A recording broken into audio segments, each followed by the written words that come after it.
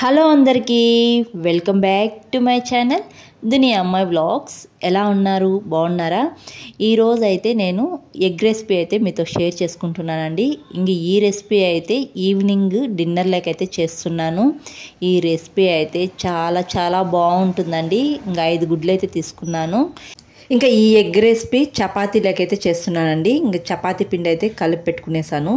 First curry చేసుకున్న తర్వాత చపాతీ అయితే చేస్తాను. ఇప్పుడు ఈ 5 ఎగ్స్ని ఒక్కొక్కటిగా కొట్టి ఒక బౌల్లోకి అయితే వేసుకునేయాలండి. ఇలా వేసుకున్న తర్వాత కొద్దిగా మిరియాల పొడి, కొద్దిగా సాల్టు, తర్వాత రెడ్ చిల్లీ పౌడర్ ఇవన్నీ వేసుకొని బాగా కలుపుకునేసేయాలి. మనం వేసినవన్నీ ఎగ్స్లో బాగా కలిసే విధంగా కలుపుకునేయాలండి.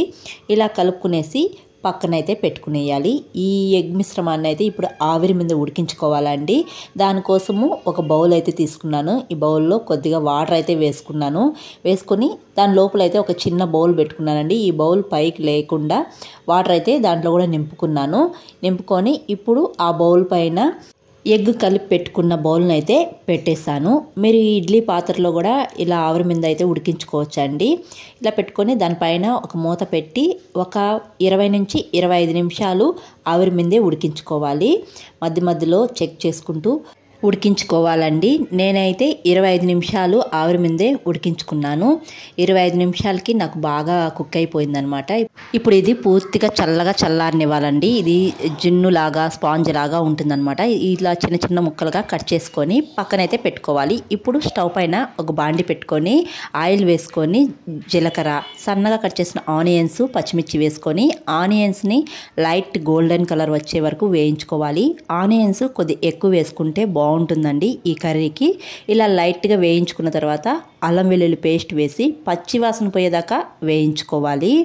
తర్వాత 3 టమాటాలను మిక్సీ పట్టించుకొని మెత్తగా ఇలా పేస్ట్ వేసుకోవాలి. వేసుకొని ఆ పచ్చి వాసన పోయేదాకా వేయించుకోవాలండి. ఈ టమాటాని పచ్చివాసన పోయిన తర్వాత రెడ్ చిల్లీ పౌడర్, తర్వాత ధనియాల పౌడర్, తర్వాత సాల్టు రుచికి తగిన విధంగా వేసుకొని తర్వాత గరం మసాలా, తర్వాత పసుపు 1/2 టీ స్పూను, మిరియాల పొడి, తర్వాత వేయించిన జీలకర్ర పొడి, ఈ పొళ్ళన్నీ వేసుకొని కొద్దిగా వాటర్ వేసుకొని ఈ పొడిని బాగా వేయించుకునేయాలి. ఈ పొళ్ళు వేసాలకి మనకు అడుగు అంటుతూ ఉంటుంది. ఇలా కొద్ది వాటర్ వేసుకొని పొళ్ళన్నీ ఆయిల్ పైకి తేలే వరకు వేయించుకొని తర్వాత వాటర్ వేసుకోవాలి. కర్రీకి తగ్గట్టు వాటర్ వేసుకొని సాల్ట్ రుచి చూసుకోవాలండి. సాల్ట్ సరిపోకపోతే వేసుకొని కొద్దిగా గుప్పెడు కొత్తిమీర వేసుకొని బాగా కలుపుకోవాలి. పులుసు ఇలా ఉడుకుతూ ఉన్నప్పుడు మనం కట్ చేసుకున్న ఎగ్ని అయితే వేసుకునేయాలి. వేసుకొని ఒక 2 నుంచి 3 నిమిషాలు బాగా ఉడకనివ్వాలండి. నేను చపాతీలకు చేస్తున్నాను కాబట్టి కొద్దిగా ముద్దగానే చేసుకుంటున్నానండి. ఈ పులుసు అంతా కొద్దిగా దగ్గర పడే వరకు ఉడికించుకోవాలి. ఇలా ఉడికించుకుంటే టేస్ట్ చాలా బాగుంటుందండి. ఇది చూడండి, కర్రీ అంతా దగ్గర పడిపోయింది. ఇప్పుడు స్టవ్ ఆఫ్ చేసుకొని చపాతీలకు తింటే చాలా బాగుంటుంది. చపాతీలకే కాదండి, రైస్ లెగ్ కానీ రాగి సంగటి లెగ్ కానీ చాలా చాలా బాగుంటుంది. మనము రైస్ లెగ్ కానీ చపాతీ లెగ్ కానీ ఎగ్స్తో చాలా రకాలు కర్రీస్ చేస్తూ ఉంటాము. ఇలా ఒకసారి ట్రై చేసి చూడండి, అసలు చాలా బాగుంటుందండి. చపాతీ లెగ్ అయితే అద్దరిపోయిందనమాట. నేను ఈవినింగ్ డిన్నర్ లెగ్ అయితే చేశాను. డిన్నర్లోకి నేను ఎక్కువగా చపాతీ చేస్తూ ఉంటానండి. చపాతీ చేసినప్పుడు చాలా రకాల కర్రీస్ చేస్తూ ఉంటాను. ఎగ్స్తో కానీ ఆలూతో కానీ, లేకపోతే ఒక రోజు చికెన్ కర్రీ చేసుకుంటూ ఉంటాం, ఇంకోసారి పితికిపప్పు కర్రీ చేసుకుంటూ ఉంటాం. ఎగ్స్తో అయితే నేను ఒక 4-5 రకాల కర్రీస్ చేస్తూ ఉంటాను చపాతీలకైతే. వాటిలో ఇదొక రకం అనమాట.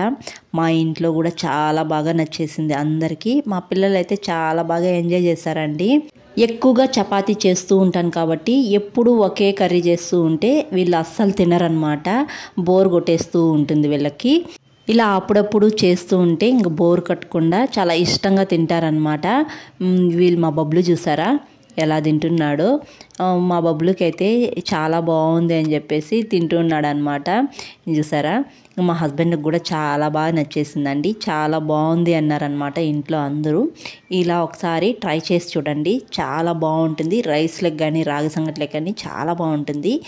ఇది అనమాట. వీడియో నచ్చితే ఒక లైక్ చేయడం అస్సలు మర్చిపోకండి. కొత్తగా ఎవరైనా మన ఛానల్ చూస్తా అంటే సబ్స్క్రైబ్ చేయండి. మీరు చేసే ఒక లైక్ నాకు మోర్ వీడియోస్ చేయడానికి ఎంకరేజింగ్గా ఉంటుంది. మరొక వీడియోలో మరొక రెసిపీతో కలుద్దాం. అంతవరకు to follow Duniya Ammayi vlogs. Thanks for watching. See you all. Bye.